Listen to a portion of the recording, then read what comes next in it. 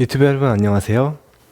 얼마 전에 지인이랑 얘기를 하는데 그 지인이 코드를 곧잘 쓰고 함수형 프로그래밍 언어도 잘 쓰는 분인데 카테고리로는 어려워서 잘 모른다고 얘기를 들었습니다.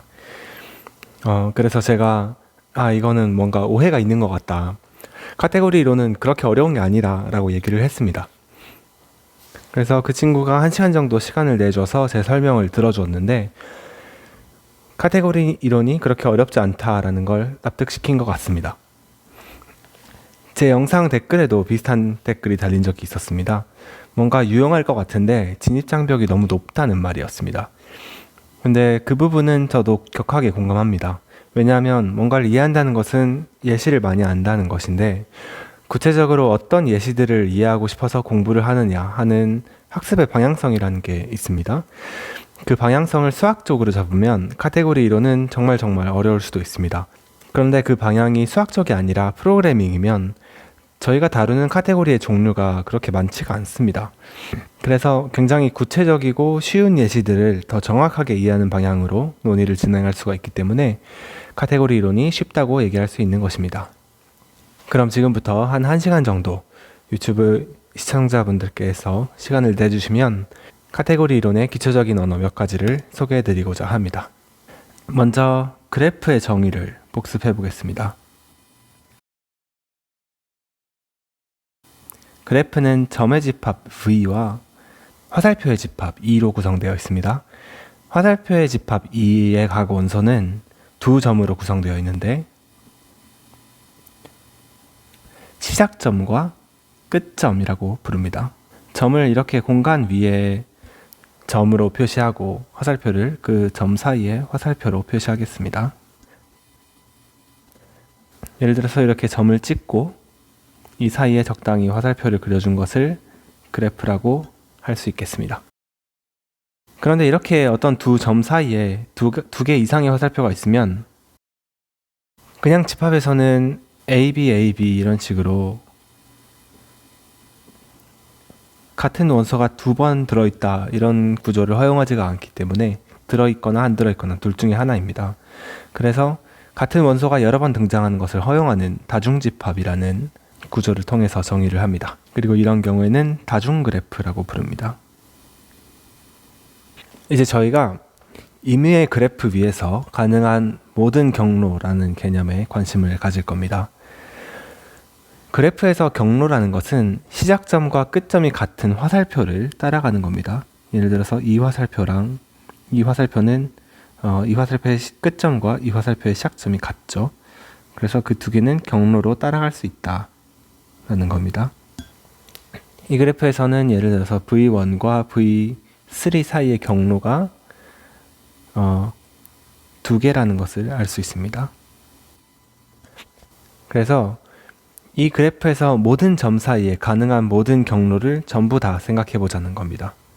먼저 경로에 포함되는 화살표의 개수를 중복을 포함해서 경로의 길이라고 정의를 하겠습니다. 먼저 점을 똑같이 그려주겠고요. 길이가 0인 경로는 움직이지 않는다는 것이고 화살표를 0개 따라간다는 거죠. 그래서 V1에서 시작해서 경로 0짜리 길이 0짜리 경로가 이렇게 그려집니다. 그리고 길이가 1인 경로는 원래 그래프에 화살표를 한 번 따라가겠다는 겁니다.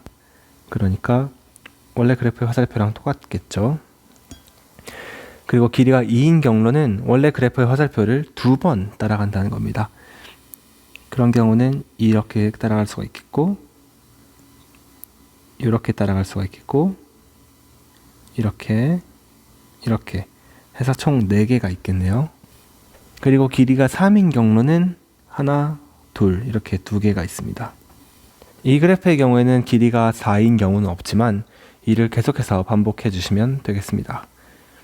그렇게 하면 이제 새로운 그래프가 얻어집니다. 이 그래프를 G'이라고 하겠습니다.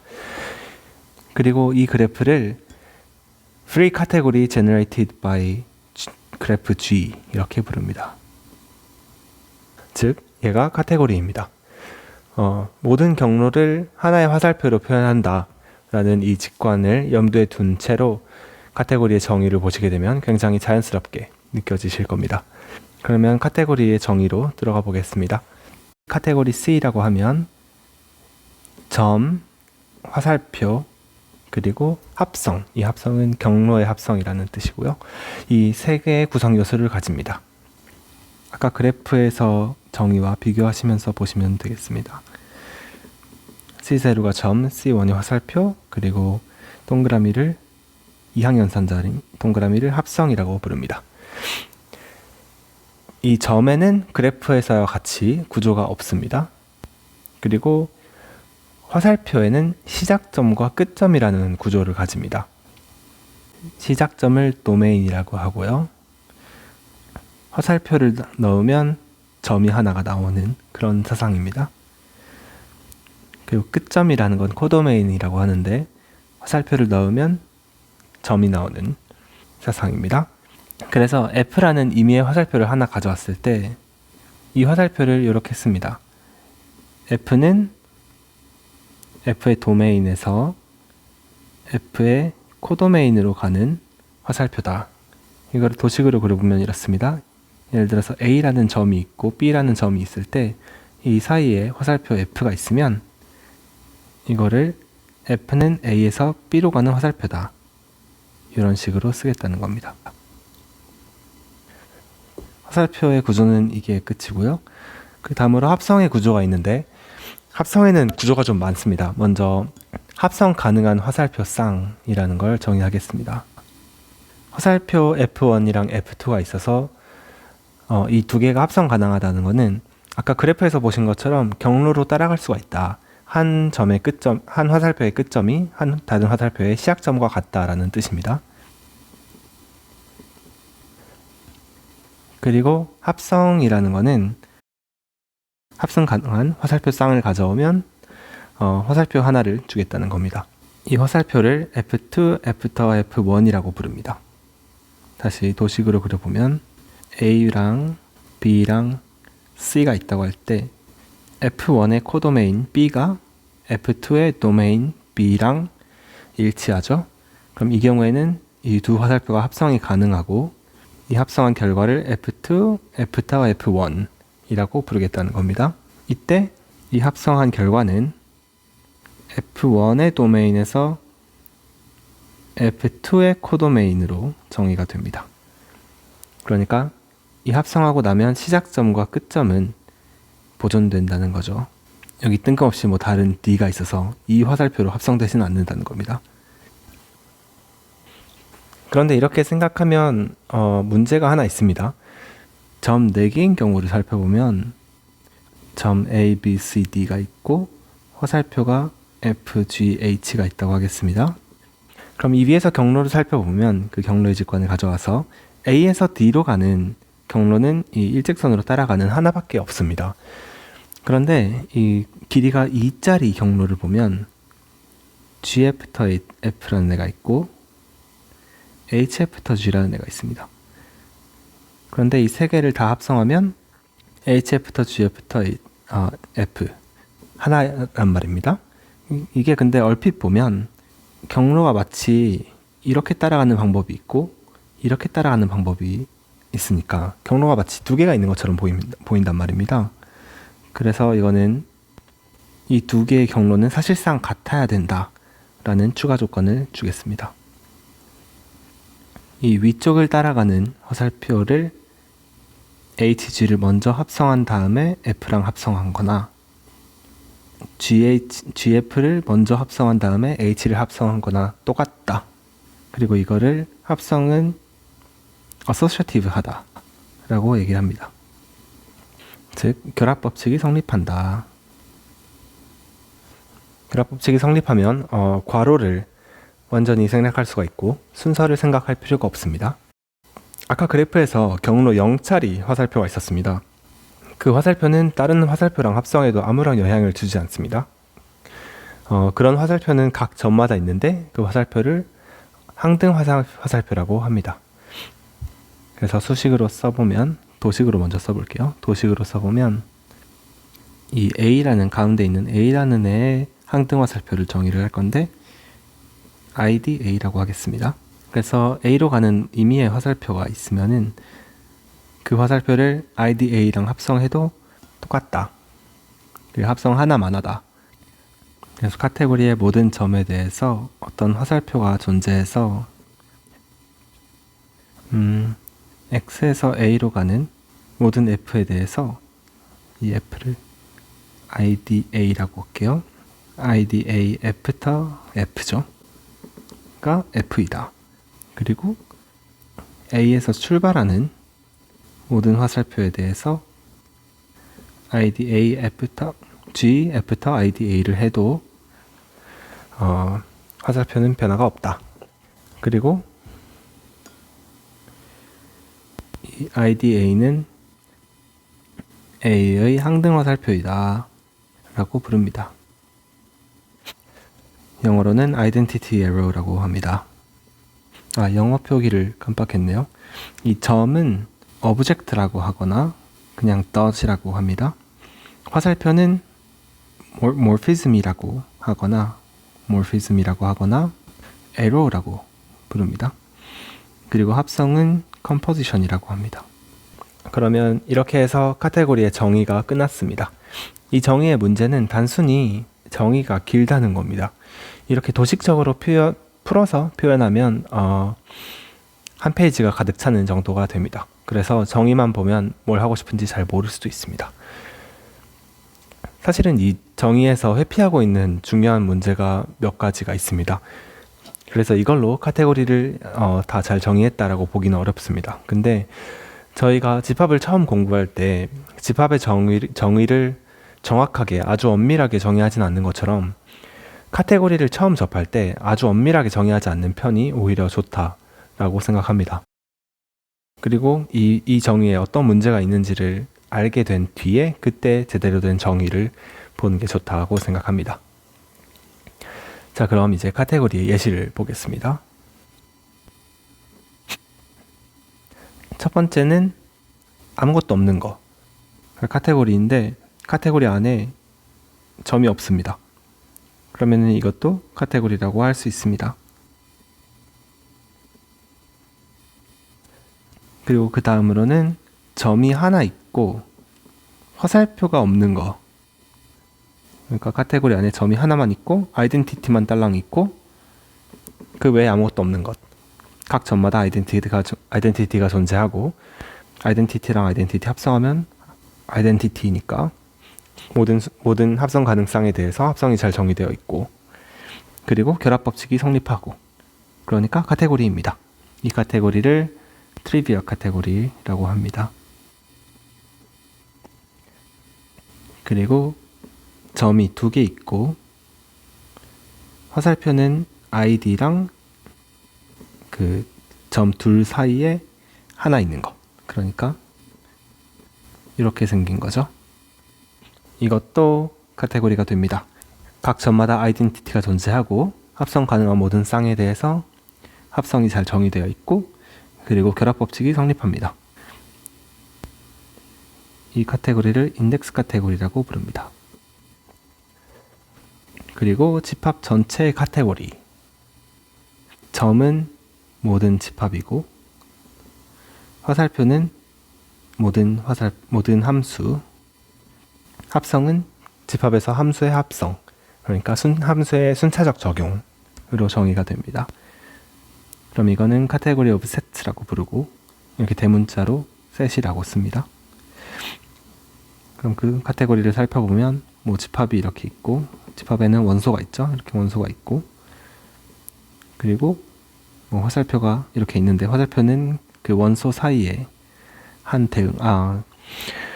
집합에서 함수라고 하면 집합 A에서 집합 B로의 함수라고 하면 이렇게 씁니다. 이게 뭐 하는 거냐면 집합에는 멤버십이라는 구조가 있어서 이 집합 안에 어떤 원소가 있습니다. 그래서 이 A의 각 원소에 B의 어떤 원소를 대응시켜 주는 거, 그거를 집합에서의 함수라고 부릅니다. 그 함수 중에는 A에서 A, 자기 자신으로 가는 게 있을 건데 그 중에서 이렇게 자기 자신에 대응시키는 그런 함수가 있습니다. 그래서 원소 X를 원소 X로 옮기는 아무것도 안 하는 함수가 있습니다. 이거를 아이덴티티로 가지고요. 이게 아이덴티티가 되는 거는 쉽게 증명할 수 있습니다. 즉 다른 어떤 x에서 a로 가는 함수를 가져왔을 때 이 함수랑 합성해도 xa의 함수의 그 대응이 변하지 않는다라는 걸 증명하면 되겠죠. 그래서 이런 함수가 아이덴티티가 된다는 걸 보일 수가 있고, 그리고 함수의 순차적 적용이 합성 가능한 쌍이 되는데 합성 가능한 쌍에 대해서 합성이 잘 정의됩니다. 그 대응 관계가 트랜지티브하니까. 그리고 마지막으로 함수의 순차적 적용은 결합 법칙이 성립합니다. 그래서 모든 집합과 모든 함수의 모임이 카테고리가 된다. 그리고 굉장히 비슷한 걸로 명제의 카테고리가 있습니다. 각 점은 명제이고 화살표는 인퍼런스가 됩니다. 그리고 합성은 3단 논법으로 정의됩니다. 3단 논법은 합성이 되고, 그리고 아이덴티티 에러가 존재하고, 그러니까 x가 참이면 x가 참이다. 이 명제가 참이죠. 이게 아이덴티티 에러가 됩니다. 이것도 비슷할 수 있는데 유한 순서 집합의 카테고리가 있습니다. 화살표는 크거나 같다 라는 관계가 화살표로 정의됩니다. 즉 0은 자기 자신과 같으니까 크거나 같고, 1도 자기 자신보다 크거나 같고, 이런 식으로. 이때 임의의 두 점 사이에는 화살표가 하나밖에 없습니다.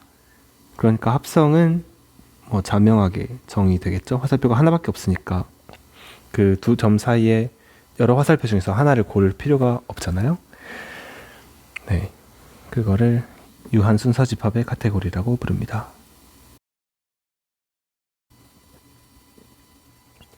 예, 그러면 이제 첫 번째 정리를 소개해 보겠습니다. 카테고리에서 아이덴티티는 유일하다.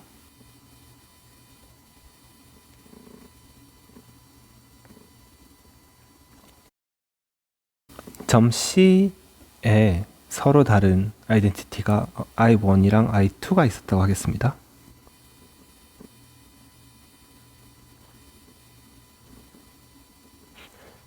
그러면은 이 I1은 C에서 C로 가는 화살표고 I2도 C에서 C로 가는 화살표니까 이 두 개가 합성 가능하죠. 그러니까 I1이랑 I2를 합성해 보면 I2가 아이덴티티라는 점에 주목해서 I1이랑 똑같고, 그리고 I1이 아이덴티티라는 점에 주목하면 이게 I2랑 똑같습니다. 그러니까 I1 equal I2다. 그러니까 모든 아이덴티티는 같다, 즉 유일하다 라는 걸 증명한 거죠. 그렇게 해서 카테고리의 정의랑 예시를 보셨습니다. 이제 수학자들은 어떤 거를 정의하면 바로 하고 싶은 게 두 가지가 있습니다. 뭐냐면 첫 번째는 역할의 전환을 해보고 싶습니다. 카테고리의 정의를 할 때 뭔가 도메인과 코도메인의 역할이 있었고, 이 두 개가 뭔가 보완적이라고 할까요? 뭔가 대칭적인 느낌이 들죠. 그리고 점과 화살표라는 게 등장하는데 그 두 개도 뭔가 대칭적인 느낌이 듭니다. 그래서 어떤 정의에 등장하는 등장인물들의 역할을 바꿔서 어떤 의미에서의 듀얼리티를 보고 싶은 겁니다. 시작점과 끝점의 역할을 바꿀 수 있지 않을까? 그러면은 경로를 반대로 거슬러 올라가는, 앞에서부터 순차적으로 하는 게 아니고 뒤에서부터 반대로 거슬러 올라가겠죠?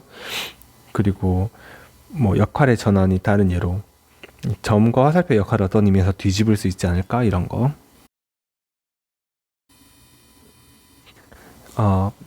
시작점과 끝점을 바꾸는 거는 opposite 카테고리.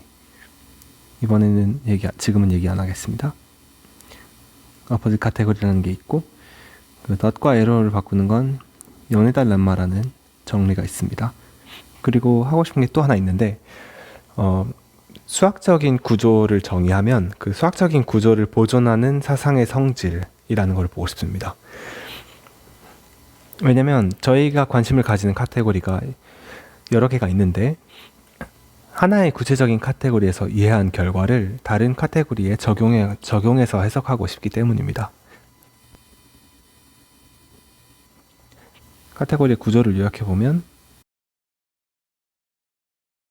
시작점 끝과 끝점이라는 화살표의 구조가 있고 아이덴티티가 존재해야 하고 합성 가능한 쌍에 대해서 합성이 잘 정의되어야 한다. 그리고 그거는 결합 법칙을 만족해야 한다라는 세 가지 구조가 있습니다. 그래서 저희는 이제부터 카테고리를 두 개를 동시에 생각할 겁니다. 카테고리가 두 개 있어서 C랑 D라고 부를 때 이 두 카테고리 사이에 이 화살표와 합성의 구조를 보존하는 사상을 F라고 부르겠습니다. 자, 그래서 저희는 F를 어떻게 정의할 거냐면 점을 점으로 옮기는 F0라는 애랑 화살표를 화살표로 옮기는 F1이라는 애로 정의를 하겠습니다. 자, 그러면 화살표의 구조를 보존한다는 조건을 위해서 C의 화살표 F가 있다고 해서 얘가 C'I라고 하겠습니다. 얘가 F1을 통해서 D의 화살표 F1, F로 옮겨지면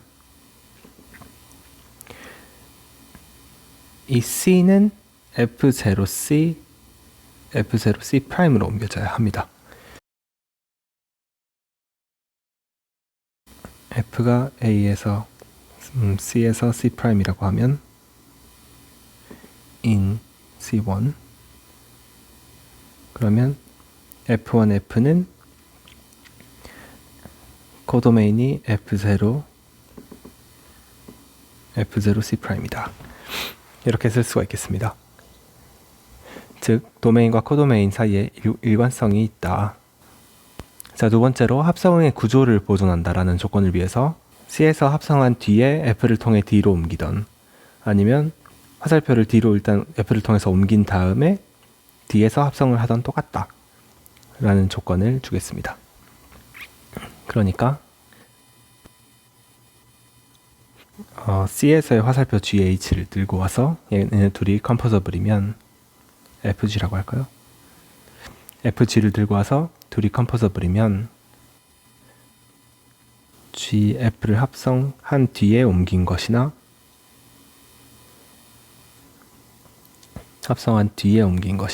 아니면 옮긴 뒤에 합성하나 똑같다. 그리고 여기까지만 정의하면 아이덴티티랑 어서셔티비티는 자동으로 만족합니다. 아이덴티티를 리스펙트 한다는 건 어떤 의미가 될 거냐면 예를 들면 그 오른쪽 아이덴티티를 보면 F가 A에서 B로 간다고 할 때 A에서 B로 가는 F가 있다고 할 때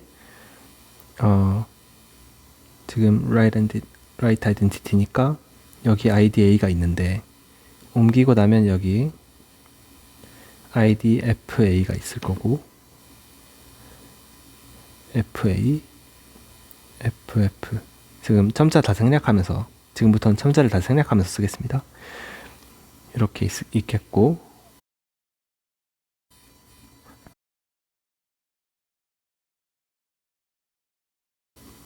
ID의 FA는 F의 IDA 이게 자동으로 얻어지고 어서시티비티도 마찬가지죠.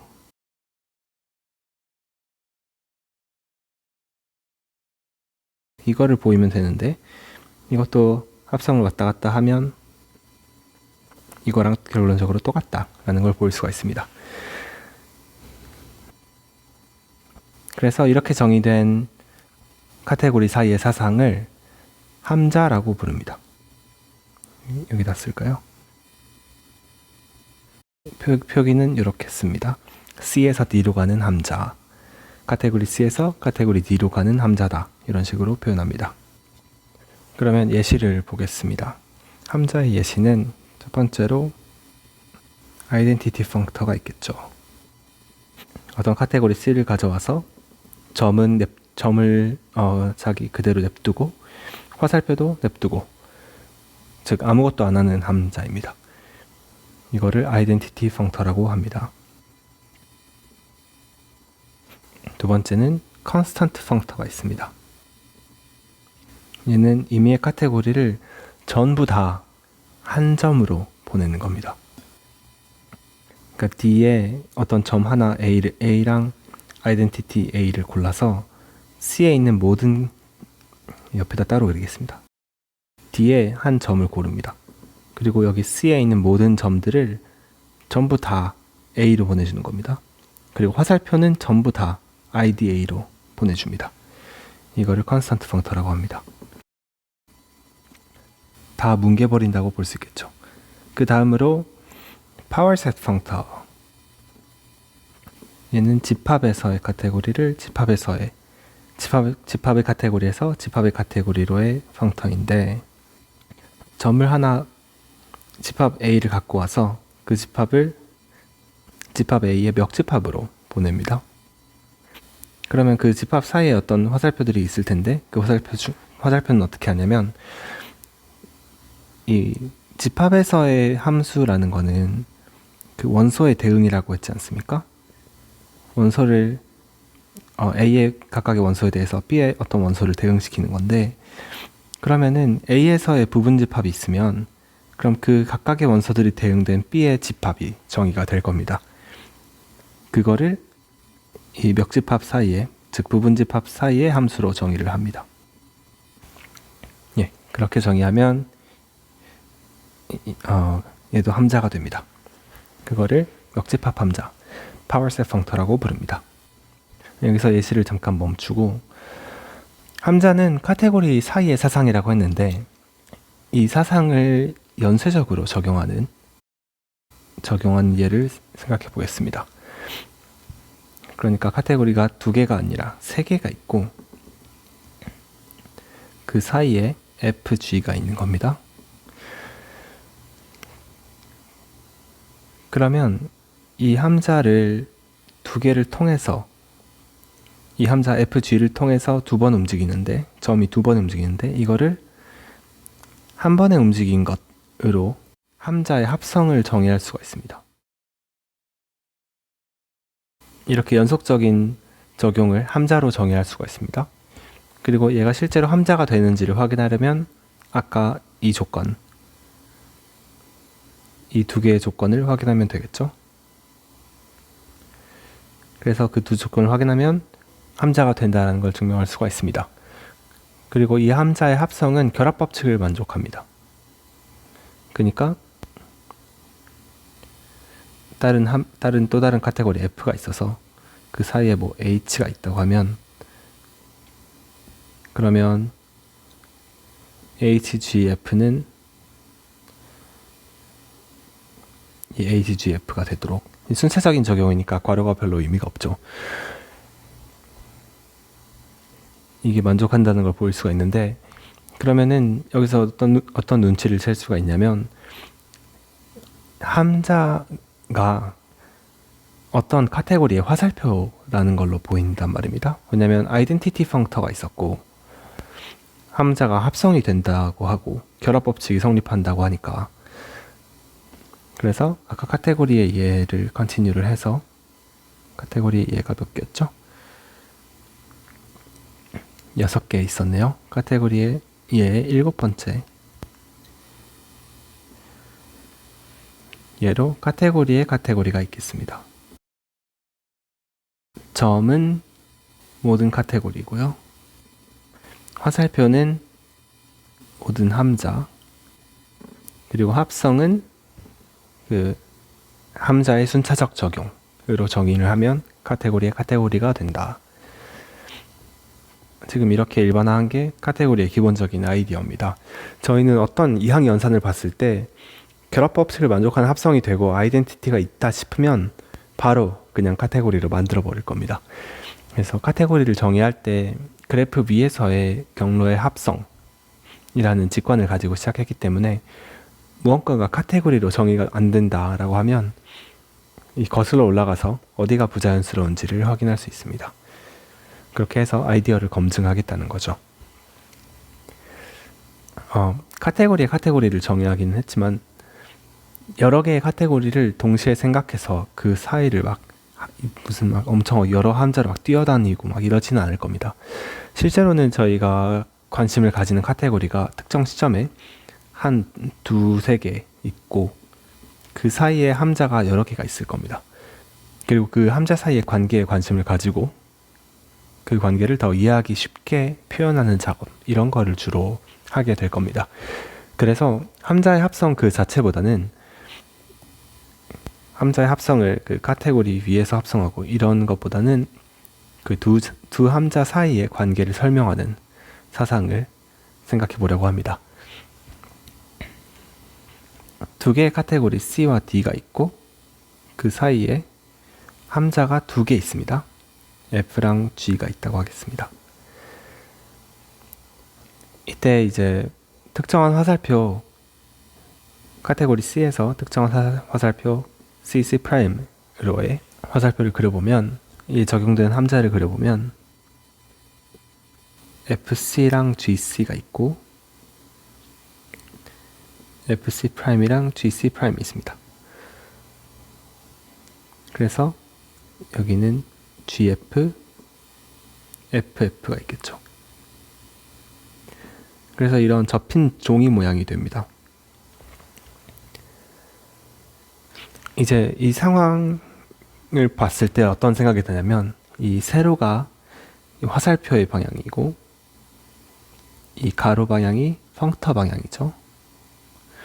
어떤 생각이 드냐면 이 접힌 종이들을 세로로 쌓을 수가 있겠다 라는 생각이 듭니다. 그리고 이렇게 세로로 쌓으면 함자는 이게 합성이 된다는 얘기죠. 이 세로로 쌓은 여러 개의 종이를 이 화살표들 있잖아요. 이 화살표에 합성이 있으니까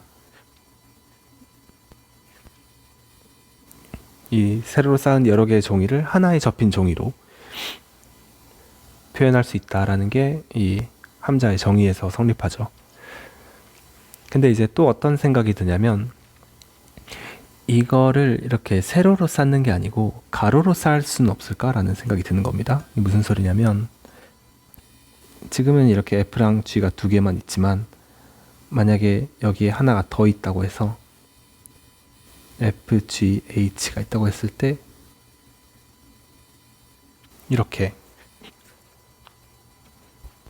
지금 F랑 G는 의미의 함자를 들고 왔기 때문에 이 접힌 종이의 네 부분에는 아무런 관계가 없습니다.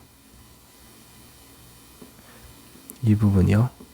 이 부분에는 아무런 관계가 없습니다. 근데 이 부분에 관계를 줘서 이런 모양으로 바꿔보고 싶습니다. 그러니까 이 뚫려있는 옆면을 채워주고 싶다는 거죠. 이 면을 채워주면 어떤 걸 할 수 있냐면 이런 화살표, 이게 F에서 G로 가는 어떤 화살표가 될 텐데 그 화살표를 이렇게 치즈케이크를 합쳐주는 모양으로 치즈케이크? 조각케이크를 합쳐주는 모양으로 FG, GH가 있으면 얘를 FH로 합쳐줄 수 있지 않을까? 라는 생각이 드는 겁니다. 자, 그래서 그 두 함자 사이에 어떤 특정한 관계를 가지도록 이 열린 부분에 이 두 화살표를 정의하겠다 라는 겁니다. 네, 모티베이션은 그렇고요. 이 화살표 방향뿐만 아니라 함자 방향으로도 합성하고 싶다 라는 거죠. 이게 이제 카테고리 방향이고 이게 함자 방향.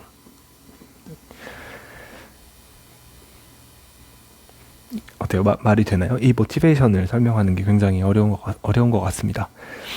아무튼 그래서 뭘 할 거냐면 이 조각 케이크의 뒷면을 채워주는 작업을 하겠습니다. 이 조각 케이크의 뒷면을 다시 따서 그려보면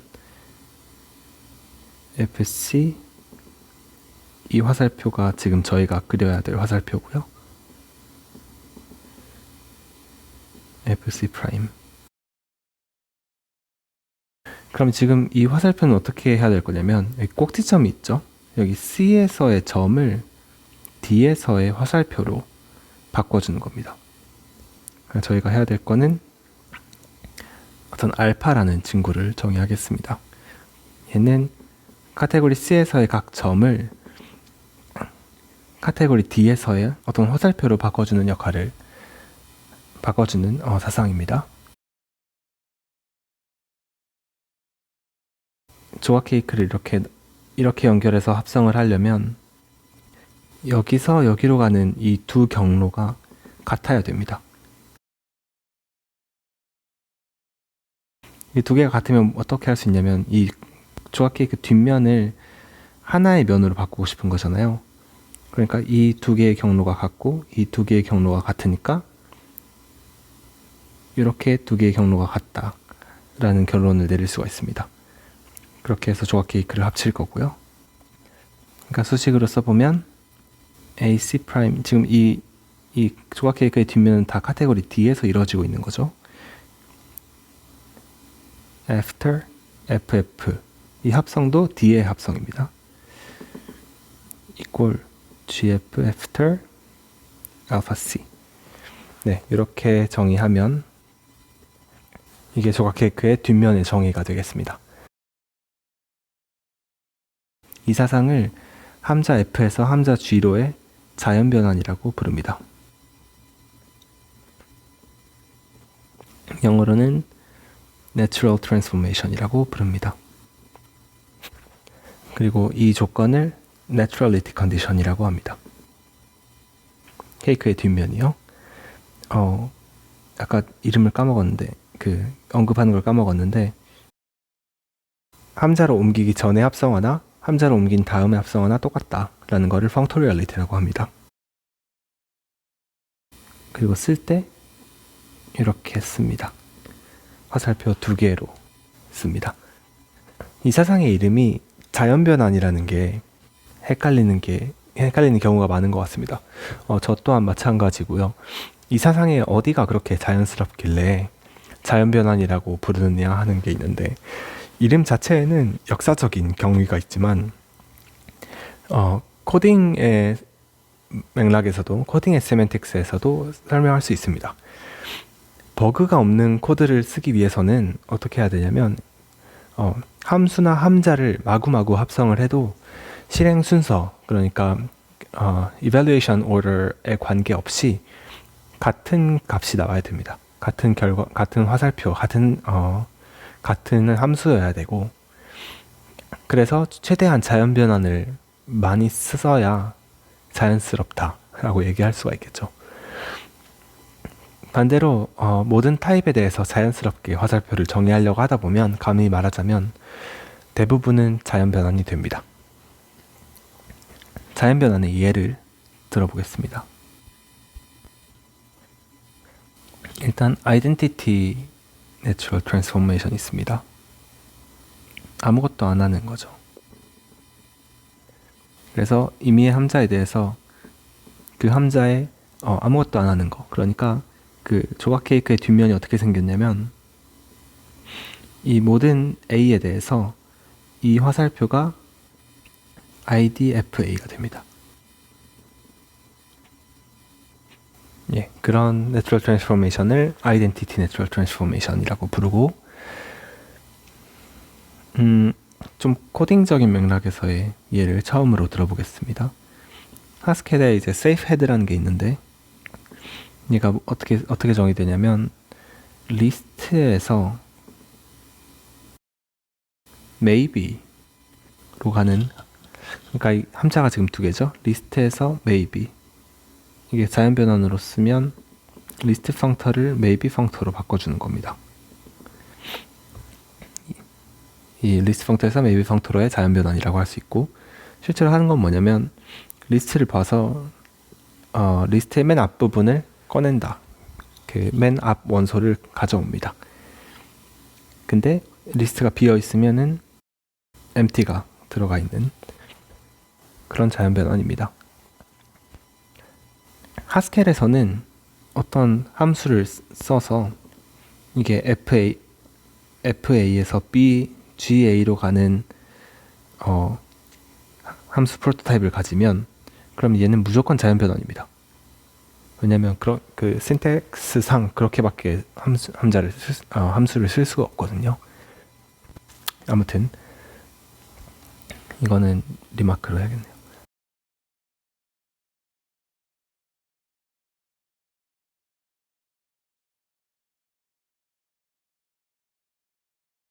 자, 그러면 아까 함자 사이의 자연 변환들이 합성이 된다고 했고, 그리고 함자 사이에 아이덴티티, 자연 변환의 아이덴티티가 있죠. 그러니까 자연 변환을 화살표로 가지는 어떤 카테고리가 있을 것 같죠. 그렇게 예상할 수가 있습니다. 그리고 조각 케이크 합성을 생각해 보면 이 조각 케이크들을 합성하는데 결합 법칙이 성립할 것 같죠. 실제로 성립합니다.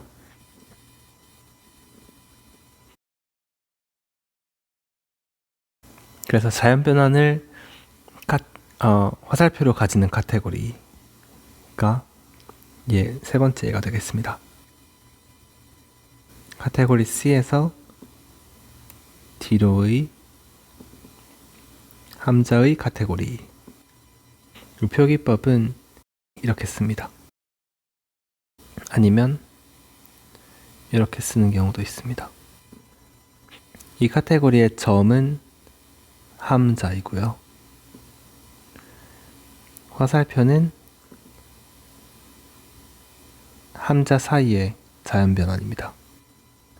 그리고 합성은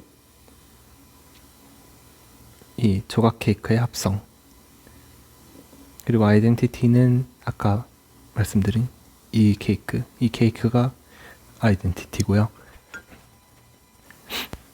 그리고 나면은 이제 언어는 다 준비가 됐습니다. 카테고리를 정의했고, 카테고리 사이의 변환인 함자를 정의했고, 함자 사이의 변환인 자연 변환을 정의했습니다. 그러면 자연 변환 사이에 변환이 또 있겠죠? 근데 나중에 보게 되겠지만 그 자연 변환까지만 생각하면 그 다음부터는 이제 생각할 필요가 없어집니다. 그 얘기를 지금 할 수 있으면 좋을 텐데 너무 길어지니까.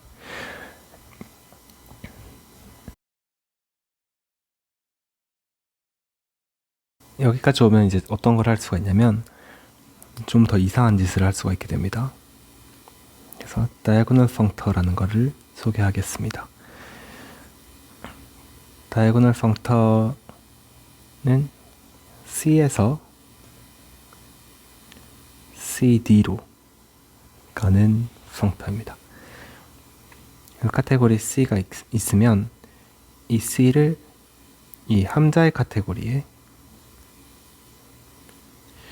점으로 옮기는 함자고, 화살표는 이 함자 사이에 내추럴 트랜스포메이션으로 옮기는데, 근데 어떤 함자로 옮기느냐면 아까 함자 예시 중에 컨스턴트 펑터가 있었죠. 그 D의 모든 점을 C의 한 점으로 옮기는 그런 함자로 옮깁니다. 그리고 내추럴 트랜스포메이션은 이 화살표가 내추럴 트랜스포메이션이 됩니다. 이제 처음으로 프로그래밍에 쓸모 있는 예시를 드려보도록 하겠습니다. 함자 중에서 자가 함자, 엔도 펑터를 생각할 겁니다. 그래서 이 from C to C, 처음 시작 부분이랑 끝 부분이 같으면, 시작점이랑 끝점이 같으면 이거를 엔도 펑터라고 하는데, 근데 이 엔도 펑터에는 내추럴 트랜스포메이션이 두 개가 붙어 있습니다. 아이덴티티, 이 C에서 C로 가는 애 중에 아이덴티티가 있죠. 그래서 아이덴티티에서 M으로 가는 내추럴 트랜스포메이션이랑 MM에서 M으로 가는 내추럴 트랜스포메이션, 이런 두 개가 있다고 했을 때 어떤 일이 벌어지는지를 같이 봤으면 좋겠습니다. 이 뮤라는 자연 변화는 조각 케이크의 옆면이잖아요. 그 각 점 A에 대해서 어떤 화살표가 정의되어 있는 건데 지금 ID에서 가는 거기 때문에 이 꼭지점 얘도 A입니다. 그렇죠? ID니까. 그래서 여기는 MA이고 얘가 뮤 A라는 거죠. 이 펑터 M을 적용한 타입으로의 구체적인 화살표가 존재한다 라는 게 이 뮤를 통해서 보장이 되고요. 그리고 그 다음으로 뉴가 있는데 얘는 저런 뉴가 있으면 뭘 할 수가 있냐면 예를 들어서 A에서 MB로 가는 화살표가 있고 B에서 MC로 가는 화살표가 있다고 하겠습니다. 이때 A에서 MC로 가는 화살표를 얻을 수 있을까? 라는 질문을 하고 싶거든요. 이렇게 얼핏 보면 뭔가 이 패턴이 보인단 말입니다. A에서 MB, B에서 MC, A에서 MC. 그래서 이 두 개가 합성이 되면 좋을 텐데 지금 보시면 시작점이랑 끝점이 안 맞죠. 그러니까 두 개는 합성 가능한 쌍이 아닙니다. 근데 이거를 어떻게 할 수 있냐면 B에서 MC를 펑터 M을 통해서 움직여주면 MB에서 MMC가 되겠죠. 그런데 이 C에서 New의 자연 변화를 보면 다시 조각 케이크 꼭지점이 C고 여기가 M, 여기가 MM이죠. 그럼 MC에서 아니 반대죠. MMC에서 MC로 가는 화살표 New C가 있는 건데 그 New C가 뭐냐면 이겁니다. 저희는 어떻게 화살표를 조작해서 A에서 MC로 가는 이런 경로를 얻을 수가 있단 말입니다. 근데 이게 합성이라고 하기에는 뭔가 부자연스럽죠. 그래서 이게 자연스럽게 보이는 새로운 카테고리를 정의할 수가 있습니다. 그거를 이 M의 클라이슬리 카테고리라고 부릅니다. 여기서 A, B 사이의 화살표 F'이라는 건 뭐냐면 이 원래 카테고리에 A에서 MB가 있었다는 거예요. 여기가 F고 여기가 G라고 하면 C, 여기가 G' 이렇게 쓸 수가 있겠죠. 그러면 원래 카테고리에서는 시작점과 끝점이 안 맞아서 합성이 안 될 것처럼 보였던 게 이 다른 카테고리로 보면 시작점과 끝점이 맞아서 합성이 됩니다. 자, 이 합성을 어떻게 정의하느냐? 아까 했던 이 부자연스러워 보이는 거 저거를 그대로 합성으로 정의하면 됩니다. New C after MG after F. 여기서의 합성은 C에서 합성이고요. 이렇게 C에서 합성해서 이 클래스리 카테고리에서의 합성으로 정의할 수 있는 이유는 이 카테고리의 화살표, 이렇게 합성한 화살표가 A에서 MC가 되기 때문에 아까 여기 정의에서 이에 해당하는 A에서 C로의 화살표로 정의될 수가 있기 때문이죠. 그럼 이제 여기서 아이덴티티가 존재하고 합성의 결합법칙이 성립한다 라는 것을 증명하면 됩니다. 그럼 이제 이게 진짜로 카테고리다 라는 걸 증명할 수가 있겠죠. 그거는 시청자분들께서 한번 해보시고요. 그리고 이 세 개의 순서쌍을 모나드라고 부릅니다. 그러니까 엔도 펑터 하나랑 아이덴티티에서 그 엔도 펑터로의 자연 변환 하나랑 그 엔도 펑터에 두 번 적용한 거에서 한 번 적용한 것으로의 자연 변환 하나, 이 세 개의 순서쌍을 가지고 모나드라고 부릅니다. 모나드가 유용한 이유는 모나드를 정의하면 그 모나드에 해당하는 클라이슬리 카테고리가 있고 그러면 원래 카테고리에서는 조금 부자연스럽게 합성을 해야 됐던 게 클라이슬리 카테고리에서는 자연스럽게 합성이 된다. 그래서 유용하다. 클라이슬리 카테고리의 예를 막 들 수도 있는데 리스트의 예, 리스트도 모나드입니다. maybe의 예, 이런 예를 막 들 수가 있는데 사실은 예시를 통해서 모나드를 설명하는 영상은 되게 좋은 다른 분들이 만든 좋은 영상들이 되게 많이 있습니다. 그래서 그 영상들을 보시면 좋겠고 여기서는 카테고리 이론에서는 이렇게 정의된다 라는 것을 소개하는 부분에서 만족하고 넘어가도록 하겠습니다. 그러면 이제 카테고리로는 사실은 기본적인 언어는 가장 중요한 언어는 소개했다고 봐도 된다고 생각합니다. 도서를 좀 추천드리겠습니다. 첫 번째는 Category Theory for Computer Science. 두 번째는 바르토sz 밀루스키의 Category Theory for Programmers. 이거는 읽어보시면 좋겠고요. 그리고 레퍼런스용으로는 NLab이라는 사이트랑 Sanders McLean의 Category Theory for Working Mathematicians.